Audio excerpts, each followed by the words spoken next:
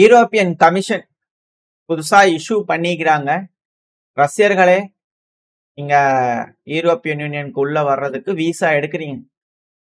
Visa எடுத்துட்டு அதை வருஷ கணக்கா வச்சுட்டு அப்புறம் போயிட்டு வந்துட்டு இருக்கிறீங்க. பல தடவை போயிட்டு வரீங்க. ஆனா இதுக்கப்புறம் ஒரு தடவை நீங்க யூரோப்புக்குள்ள வந்துட்டு வெளியே போயிட்டீங்கன்னா முடிஞ்சிருச்சு. விசா டைம் இருந்தாலும் திருப்பி நீங்க அப்ளை பண்ணி ஒரு தடவையும் ஸ்க்ரூட்டனி, அதிகமான செக்யூரிட்டி ஸ்க்ரூட்டனிக்குள்ள போனதுக்கு அப்புறம் தான் உள்ளேயே வர முடியும். முன்னாடி மாதிரி ஈஸிலாம் கிடையாது. ரொம்ப கஷ்டம்தான் ரஷ்யர்களே. இந்த ஃப்ரீயா வந்து யூரோப்பியன் யூனியன் நாடுகளுக்குலாம் போயிட்டு வந்துடலாம் அப்படிங்கறதுலாம் இல்லை. எல்லாமே வந்து என்ஹான்ஸ்டு செக்யூரிட்டி ஸ்க்ரூட்டனிக்குள்ள போவீங்க. அது இப்ப ஹங்கேரிக்குள்ள எடுத்துட்டு அப்படியே போலாண்டுக்கு போறது, அப்படியே அங்கிருந்து பிரான்ஸ் வரைக்கும் போறது, அப்படிங்கிற போல நாடுகள்லாம் கடந்து போறீங்கன்னா எல்லா இடத்துலயும் ஸ்க்ரூட்டனி இருக்கும். அப்படிங்கிறது போல யூரோப்பியன் தரப்புல இருந்து வந்து பாத்தீங்கன்னா செய்திகள் வந்துட்டு இருக்கு. அதாவது இது ரஷ்யன்கள்ன்ற பேரை சொல்லிட்டு இப்ப இந்த யூரோப்பியன் யூனியன் நாடுகள்லாம் பார்டரை ஸ்ட்ரென்தன் பண்றாங்க. ஏன்னா ரஷ்யர்களை செக் பண்றோம் அப்படிங்கிறது போல பார்டர் அந்தந்த நாடு பார்டர்கள்லாம் செக்யூரிட்டி போர்சஸ்லாம் இன்க்ரீஸ் பண்ணி பார்டர், ஜெர்மனியோட பார்டரை ப்ரொடெக்ட் பண்ண ஜெர்மனி, பிரான்ஸோட பார்டர் ப்ரொடெக்ட் பண்ண பிரான்ஸ், அப்படிங்கிறது போல இப்ப என்ன தனித்தனி நாடுகளா மாறுற மாதிரி யோசனை தான் இருக்கா அப்படிங்கிற கேள்விகள் சில அனலிஸ்டுக்குள்ள இருக்கு. ஆனா ரஷ்யர்களுக்கு எதிராக தான்ப்பா அப்படிங்கிறது போல இவங்க தரப்புல இருந்து ஸ்டேட்மெண்ட்ஸ் வந்திருக்கு. ஏன்னா ஒன்ஸ் ரஷ்யன்ஸ் அப்படிங்கிற சொல்லிட்டு வேற எந்த நாடை வேணா சேர்த்திக்கலாமா? அப்புறம் சைனீஸ், அப்புறம் மங்கோலியன்ஸ், அப்புறம் கொரியன்ஸ். கொரியன்னா நார்த் கொரியன்ஸ் அவங்க விட மாட்டாங்க. பட் இருந்தாலும் ஈரான்ஸ் இது போல வந்து பாத்தீங்கன்னா உள்ள வரீங்கன்னா செக் பண்ணி பண்ணுவோம் அப்படிங்கிறது போல ஒருத்தங்களே ஆட் பண்ணிட்டு அப்புறம் ஹங்கேரி, ஸ்லோவாக்கியா, செர்பியா அப்படிங்கிறது போல வச்சுக்கலாம் இல்லையா? அப்படிங்கிற போல கேள்விகள் இருக்கு. ஸோ வெயிட் பண்ணி பார்ப்போம் என்ன செய்ய போறாங்க.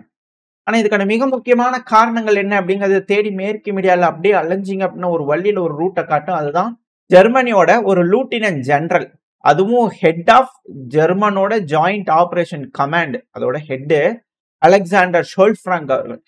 அவரு தரப்பு வந்து ஒரு ஸ்டேட்மெண்ட் வந்திருக்கு. இவர் ஒரு சீனியரான ஜெர்மனோட மிலிட்டரி அபிஷியல். என்ன சொல்லிக்கிறார் அப்படின்னா, அதாவதுங்க எந்த நேரமும் நேட்டோவோட பகுதிக்குள்ள ரஷ்யா தாக்குதல் பண்ணலாம். ஆஸ் ஏர்லி ஆஸ் நாளைக்கு காத்தால விடிய காத்தால சூரிய ஒளிக்கு முன்னாடி ஸ்வைங்கர் வந்து விட்டாலும் ஆச்சரியப்படுறதுக்குல அந்த அளவுக்கு ரஷ்யா தயாரா இருக்காங்க, ரெடியா இருந்துங்க அப்படிங்கிறது போல இவங்க தரப்புன்னு சொல்றதுனால அப்புறம் பார்டர் எல்லாத்தையும் பிளாக் பண்ணக்கூடிய வேலைகள் அவங்க இறங்கியிருக்காங்க. So NATO on high alert அப்படிங்கிறது போல இருக்காங்க இல்லையா? ஏன்னா இவங்க சொல்றதுக்கான காரணங்கள் இருக்கு. உக்ரைனோட ஒரு ராணுவத்தை சேர்ந்த ஒரு நபர், சர்வீஸ்மேன் லுஷெங்கோ அவர்கள், இவர் பார்க்க லுக்கஷெங்கோ மாதிரியே இருக்கு, லுஷெங்கோ அவர்கள். இது வந்து டிரான்ஸ்லேட் பண்ணி நான் உங்களுக்கு வச்சுக்கிறேன். உக்ரைனோட ராணுவத்தில் இருக்கக்கூடிய ஒரு அபிஷியல் தான். இப்ப அது உக்ரைன்ல இருந்து நான் டிரான்ஸ்லேட் பண்ணி வச்சிருக்கேன். நீங்க தேடி பார்த்தீங்கன்னாலே ஃபேஸ்புக்ல இருந்து இவர் போஸ்ட் போட்டிருக்கிறாரு. ஸோ இவர் அந்த பேர் இருக்கு இல்லையா, நீங்க சர்ச் பண்ணீங்கனாலே இவரோட போஸ்ட் உங்களுக்கு கிடைக்கும். இவர் உக்ரைனோட சோல்ஜர். நீங்க வந்து சோர்ஸ் கேட்குறீங்களே, அது போல ஒருத்தர் உக்ரைனோட மிக முக்கியமான நபர். அது இந்த திமித்ரி மெத்வதேவ் அவர்களுக்கு ரொம்ப கோளாறு பிடிச்சவரா இருக்கிறார். அவர்கிட்ட போய் நான் கமெண்டே பண்ணிட்டேன். அதிகமான டீட்டெயில் தெரிஞ்சுக்கன்னா மேக்ஸை கிளிக் பண்ணுங்க அப்படின்னா, மேக்ஸ் போனோம்னா எங்க ரஷ்யன்ஸும் பெலரூஸ் தாங்க இருக்கிறாங்க, நான் எப்படிங்க தெரிஞ்சுக்கிறது போல. ஸோ மெயினான விஷயத்துக்கு வருவோம்.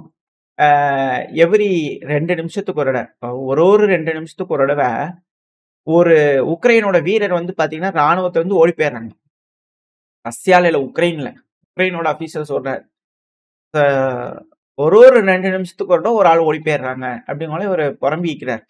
அதாவது உக்ரைன்ல வந்து பாத்தீங்கன்னா இருக்கக்கூடிய நிலைமைகள் உங்களுக்கு புரியுதா? அதாவது லுஷங்கா அவர்கள் என்ன சொல்லிக்கிறாருன்னா, அந்த நபர் ஃபேஸ்புக்ல என்ன போஸ்ட் போட்டிருக்காருன்னா, அக்டோபர்ல மட்டுமே 21,602 பேர் ஓடி போயிட்டாங்க ராணுவத்துல இருந்து அப்படிங்கிற சொல்லிக்கிறாங்க. ஸோ இந்த அளவுக்கு ஓடுனாங்க அப்படின்னா அப்புறம் ரஷ்யா ஆளே இல்லைன்னா அப்புறம் வருவாங்கல்ல. அப்புறம் எந்த நேரமும் உக்ரைனை தாண்டி உள்ள வந்துடலாம் இல்லையா? ஸோ அதனால ரெடியா இருங்க அப்படிங்கிறத ஜெர்மனி தரப்புல சொல்றாங்களா அப்படிங்கிற கேள்வி இருக்கு. நான் கூட டினிப்ரோ வரைக்கும் தான் நினைச்சேன். ஏன்னா அதையும் தாண்டி போயிருவாங்க போல இருக்குது ரஷ்யா அப்படிங்கிற கேள்விகள் இருக்கு. அந்த அளவுக்கு எல்லாம் முடிஞ்சிருச்சா? எல்லாத்தையும் கொண்டு வந்து இங்கே ஃப்ரெண்ட்லேயே முடிச்சுட்டாங்களா? போலாண்டு, ஜெர்மனி, பிரான்ஸ் எல்லாம் ராணுவத்துக்கு வந்து முன்னாடியே டிப்ளாய் பண்ணி முடிச்சுட்டாங்களா அப்படிங்கிற கேள்வி இருக்கு. ஸோ வெயிட் பண்ணி பார்ப்போம். ஜெர்மனியே அலர்ட்ல இருக்கிறாங்க. அவங்க என்னன்னா ரஷ்யன்ஸே வரக்கூடாதுன்ற போல யூரோப்பியன் யூனியன் ரெடியா இருக்கிறாங்க. இங்க உக்ரைன்ல ஆளுங்களாம் ஓடிட்டு இருக்கிறாங்க. இவங்க ஓடுறாங்கன்னு குற்றச்சாட்டு வைக்கிறாங்கல்ல. இப்ப பாருங்க, டிசிசி எம்ப்ளாயி ஒடசா பகுதியில் வந்து பாத்தீங்கன்னா பிடிக்கலாம் அப்படிங்கிற சைக்கிள்ல வர வந்து பாத்தீங்கன்னா பிடிச்சிடலாம் அப்படிங்கிற ட்ரை பண்ணிக்கிறாங்க. ட்ரை பண்ணும்போது அந்த நபர் வந்து பாத்தீங்கன்னா ஆப்போசிட் கிரில் கம்பியில் அடிச்சிட்டார். இப்போ அடி வந்துச்சுன்னா, எடுத்து ஆஸ்பத்திரிக்கு கூட்டிட்டு போணும். இல்ல ஆம்புலன்ஸ்க்காவது ஃபோன் பண்ணி சொல்லணுமா இல்லையா? அவருக்கு அடி விழுந்து அலறாரு. நல்ல வேளை, பரவாயில்லன்னு வாய கட்டி தூக்கி உள்ள போட்டு போல. பரவாயில்லப்பா, கைய உடைஞ்சாலும் பரவாயில்ல. நீ வேற எதுக்காவது யூஸ் ஆவ அப்படிங்கிற தூக்கிட்டு போ. அந்த அளவுக்கு இறக்க குணம் உக்ரைன்ல இருக்கிறது பெரிய விஷயம். அடி அவருக்கு உடைஞ்சிருச்சு. கதறினோனே விட்டுட்டு ஓடிட்டாங்க. ஓ! கை உள்ள உடைஞ்சிருச்சு போல தெரியுது அப்படிங்கிறவங்கள. அதுக்கப்புறம் இவர கொண்டு போய் ஹாஸ்பிட்டல்ல அட்மிட் பண்ணிக்கிறாங்க. கை உடைஞ்சிருக்குது அப்படிங்கிற போல செய்திகள் வந்துட்டு இருக்கு. இது உக்ரைன்ல வந்து பார்த்தீங்கன்னா, கடுமையான கொந்தளிப்புகளை ஏற்படுத்திட்டு கடும் அதிருப்திகள் வந்துகிட்டு இருக்கு உக்ரைன்ல. இது நடந்துகிட்டு இருக்கக்கூடிய ஒரு விஷயம் தான். பல நபர்கள் இது போல காயங்களோட ஃப்ரண்ட் லைனுக்கே போகாம தப்பிச்சு ஓடி நம்ம பார்த்தோம். கார் மேல போய் விழுந்துட்டாரு. இதெல்லாம் வந்து நம்ம வீடியோ பதிவுகள் பார்த்திருப்போம். ஏகப்பட்ட விஷயங்கள். லாரியில போய் விழுந்துட்டாரு அப்படிங்கிறதுலாம். ஸோ இது போல வந்து பண்ணா உக்ரைன்ல நடக்குது. ஃப்ரண்ட் லைன்ல இருந்து இன்ஜுரி ஆகுறத விட இது போல பிடிக்கும்போது இன்ஜுரி ஆகுறது ரொம்ப அதிகமாயிட்டு இருக்கு அப்படிங்கிற ஒரு செய்திகள் வந்துட்டு இருக்கு. சரி, ஓகே. ரஷ்யா ஒரு சைடு வந்து பார்த்தீங்கன்னா, உஸ்பெனிஃப்கா நம்ம சொல்லியிருந்தோம். ஜாப்ரோசெஸ்டியா ஒப்லாஸ்ட் லபக்னு வந்து கவ்விட்டாங்க. இப்போ கொடிய விரிச்சு எங்க கட்டுப்பாட்டுக்குள்ள வந்துருச்சுன்னா சிட்டி சென்டர்ல வந்து பாத்தீங்கன்னா நின்னுட்டு இருக்காங்க. அவ்வளவுதான். இனி ஜாப்ரோசெஸ்டியால மிக பெருமளவுல முன்னேற்றங்கள் ரஷ்யாவுக்கு கிடைக்கும். அந்த சைடு மேசிவான ஒரு அஃபென்சிவ் ஆபரேஷன் பண்ணியிருக்காங்க. உக்ரைனோட மீடியாக்கள்லாம் வந்து பாத்தீங்கன்னா எம்பி தரப்புல இந்த டெலகிராம்லாம் வந்து போய் பாத்தீங்கன்னாலே உங்களுக்கு தெரியும். இது போல டைவர்ஷன் அட்டாக் பண்றாங்க. நம்ம டைவர்ட் ஆயிடக்கூடாது. அக்ரோஸ்க்கு காப்பாற்றணும் அப்படிங்கிற சிலர் தரப்புல இருந்து இருக்கு. வெயிட் பண்ணி பார்ப்போம். என்ன நடக்க போகுது, ஏது நடக்க போகுது. இப்போதைக்கு ஜாப்ரோசியா பகுதி உஸ்பெனிஃப்கா ரஷ்யாவோட அண்டர் கண்ட்ரோல். பெல்லோசா அவர்கள் தரப்பு வந்து ரஷ்யாவோட டிஃபென்ஸ் மினிஸ்ட்ரி தரப்பு வந்து போஸ்ட் போட்டிருக்காங்க. இவங்களுக்கு தனியாக வச்சிருக்காங்க. டெலகிராம் சேனல் வச்சிருக்காங்க. நீங்க ரிப்பீட்டடா கேட்கறதுனால நான் உங்களுக்கு சொல்லிட்டு இருக்கேன். அவங்க அவங்களோட அபிஷியல் டெலகிராம் சேனல் நீங்க இதை ஃபாலோ பண்ணீங்கனாலே உங்களுக்கு இது போல இன்ஃபர்மேஷன் கிடைக்கும். என்ன ரஷ்யால போடுவாங்க, உக்ரைன்ல போடுவாங்க. நீங்க டிரான்ஸ்லேட் பண்ணிக்கணும், அவ்வளவுதான். மற்றபடி இதில் அடுத்து இந்த பக்ரோஸ்க் பையில வந்து பாத்தீங்கன்னா எஃபிவி ட்ரோன்கள் களம் எந்த மாதிரி இருக்கு அப்படிங்கிறது போல இந்த எஃபிவி ட்ரோன்களோட இது அதாவது ஃபுல்லா ஃபைபர் ஆப்டிக்ஸ் கேபிள் தான். பார்க்கறதுக்கு மினுமினுன்னு தெரியுது இல்லையா? ஃபுல்லா அந்த அளவுக்கான ட்ரோன் வேலை செஞ்சிருக்கு. இப்ப இந்த பகுதியில் இருக்கக்கூடிய கேபிள்லாம் கத்தரிச்சு எடுத்துட்டு போயிடுவாங்களா, நம்மளுக்கு யூஸ் ஆகும் அப்படிங்கிறது போல அப்படிங்கிறது தெரியல. இப்ப இந்த பகுதியில முழுவதும் ரஷ்யாவோட கட்டுப்பாட்டுல வந்துருச்சு இல்லையா? ஸோ வெயிட் பண்ணி பார்ப்போம். அடுத்தது ரஷ்யா மேல போடக்கூடிய சாங்ஷன்ஸ். அது ரஷ்யா மேல அதை பண்ணியாச்சு, இதை பண்ணியாச்சு, ரஷ்யானால முடியாது, தோத்துட்டாங்க, இதெல்லாங்கிறது எப்பவும் போல வழக்கம் போல வந்துட்டு தான் இருக்கு. ஆனா ரஷ்யா திரும்பவும் ஒரு SU-34 பேட்ச் வந்து பாத்தீங்கன்னா ஃபைட்டர் ஜெட் ரெடி பண்ணிட்டாங்க, தூக்கிட்டு போங்க அப்படிங்கிற டெலிவரி பண்ணிக்கிறாங்க. புது பேட்ச். போன பேட்ச் வந்து அக்டோபர் மாசம் பார்த்தோம். இப்போ இந்த பேட்ச் வந்து நவம்பர் மாசத்தோட தொடக்கத்துல, போனது அக்டோபர் மாசத்தோட தொடக்கத்துல. ஸோ மாசத்துக்கு ஒரு பேட்ச் அப்படிங்கிற ரஷ்ய தரப்பு வந்து ஒரு SU-34 ரக விமானத்தை வந்து அடிச்சடிச்சு தள்ளிட்டு இருக்காங்க. அதிகப்படியான விமானங்கள் ரஷ்யாவோட ராணுவத்துல இணைஞ்சுக்கிட்டே இருக்கு. மேபி ஃபுல் ஸ்கேல் வரா கூட இருக்கலாம். இல்ல பல நாடுகளுக்கும் பல பகுதிகளுக்கும் டெலிவரி பண்றதுக்காக கூட இருக்கலாம். வெயிட் பண்ணி பார்ப்போம். யூரோப்பியன் யூனியன் நாடுகள் என்ன செய்ய போறாங்க, என்ன முடிவுகள் எடுக்க போறாங்கன்னு சொல்லிட்டு. அடுத்து அப்படியே நம்ம சூடானுக்கு வந்துட்டோம்னா, சூடான்ல நம்ம நடக்கக்கூடிய விஷயங்கள் அப்பப்போ ஒரு செய்திகள் பார்த்துக்கிட்டு இருக்கோம். ஹெவியான செய்திகள், மிக முக்கியமான செய்திகள் மட்டும் பார்க்குறோம். இதுல சூடானோட ராணுவம் வந்து பாத்தீங்கன்னா இப்ப RSF கவுண்டர் கொடுக்கறதுக்காக என்ன பண்ணீங்கன்னா புதுசா ஒரு எஸ்கலேஷன் பண்றாங்க. இந்த சூடானோட ராணுவம் சூடானோட டெரிட்டரியை தாண்டி லிபியாவோட டெரிட்டரிக்குள்ள பூந்து ஏர் ஸ்ட்ரைக் பண்ண ஆரம்பிச்சிருக்காங்க. ஏன்னா லிபியாவோட டெரிட்டரியில அது ஹஃப்தார் பகுதியில இருக்கக்கூடிய நபர்கள் சூடானோட RSFக்கு உதவி பண்றாங்க. இதனால அங்க RSF வந்து பண்ண ஸ்ட்ராங் ஆகுறாங்க அப்படிங்கிறதுனால லிபியாவோட ஹஃப்தார் டெரிட்டரிக்குள்ள பூந்து அட்டாக் பண்றாங்க. ஸோ இப்போ இது ஒரு எஸ்கலேஷன் ஆயிருக்கு. இப்போ சூடானுக்கும் லிபியாவுக்கும் நடுவில் இருக்கக்கூடிய டென்ஷன். ஆல்ரெடி லிபியால ஆட்சி கவிழ்க்கிறதுக்கு ஏகப்பட்ட விஷயங்கள் அங்கே போயிட்டு இருக்கு. இப்போ இந்த இடத்துல இப்படி இருக்கும்போது இங்க திரும்பியும் சண்டைகள் வருமா? மேபி இங்க இருக்கக்கூடிய நபர்களுக்கு அழுத்தங்களா என்ன எதுங்க தெரியல. வெயிட் பண்ணி பார்ப்போம். ஸோ இந்த பிராந்தியத்துல ஸ்ப்ரெட் ஆகுது. ஒரு செய்தி வைப்போம். அடுத்தது என்ன நடக்குது இதை பேஸ் பண்ணி வந்துச்சுன்னா நம்ம பார்க்க ஆரம்பிக்கலாம். இதுக்கு லிபியா தரப்புல என்ன ரெஸ்பான்ஸ் கிடைக்க போகுதுன்றது பார்க்கலாம். இவ்வளோ நாளா RSF வெர்சஸ் சூடானோட ராணுவம் இருந்தது. இப்ப லிபியா வெர்சஸ் சூடானா மாறிடுமான்ற கேள்விகள் இருக்கு. அடுத்தது நம்ம அப்படியே தெற்கு அமெரிக்கா கிட்ட வந்துட்டோம்னா வாஷிங்டன் புதுசா ஒரு ஸ்ட்ரைக்கை திரும்பவும் ட்ரக் டிராபிக் இருக்கு இல்லையா, டிராபிக்கிங் போதை மருந்து கடத்துறவங்க, ஸோ அந்த கும்பல் மேல ஒரு தாக்குதலை பண்ணிக்கிறாங்க. ரெண்டாவது வெனிசுலாக்கு ரொம்ப மிக மிக அருகில் வந்து பாத்தீங்கன்னா B-52 பாம்பர் வந்து பறந்துகிட்டே இருக்கு. எந்த நேரமும் டொயிங்னு போய் ஒரு குண்டை லான்ச் பண்ணிட்டு வந்தோம்னா அந்த அளவுக்கு நெருக்கமா வந்து பாத்தீங்கன்னா அமெரிக்கா பறந்துகிட்டே இருக்கிறாங்க, உளவு வேலைகள் எடுத்துக்கிட்டே இருக்கிறாங்க. அதே நேரத்துல அமெரிக்கால வந்து பாத்தீங்கன்னா சில பகுதிகள்ல ஏர் டிராஃபிக் கண்ட்ரோல் ஆளுங்க இல்லாதனால ஷட்டவுன் பண்ண போறோன்ற இன்ஸ்ட்ரக்ஷன்ஸ்லாம் குடுக்க ஆரம்பிச்சுட்டாங்க. ஆல்ரெடி வந்து பார்த்தீங்கன்னா, அங்க ஏகப்பட்ட அசம்பாவிதங்கள் நடந்துட்டு இருக்கு. அத எடுத்தோம்னா திரும்ப வந்து பார்த்தீங்கன்னா, நேத்திக்கு யுபிஎஸோட ஒரு கார்கோ பிளேன் வந்து பார்த்தீங்கன்னா, அப்படியே மக்கள் வாழும் வழியில கிராஷ் ஆயிருக்கு. இதனால அங்க 13 நபர்கள் காயமடைஞ்சிருக்காங்க. இது கிராஷ் ஆச்சு. இப்ப 13 நபர்கள் காயமடைஞ்சிருக்கிறதா செய்திகள் வந்திருக்கு. அப்டேட் ஆயிட்டு இருக்கு. ஸோ அசம்பாவிதங்கள் அப்படிங்கிறது அமெரிக்கால அதிகரிச்சுக்கிட்டே இருக்கு. அமெரிக்காவோட சூழ்நிலையும் சரியில்ல.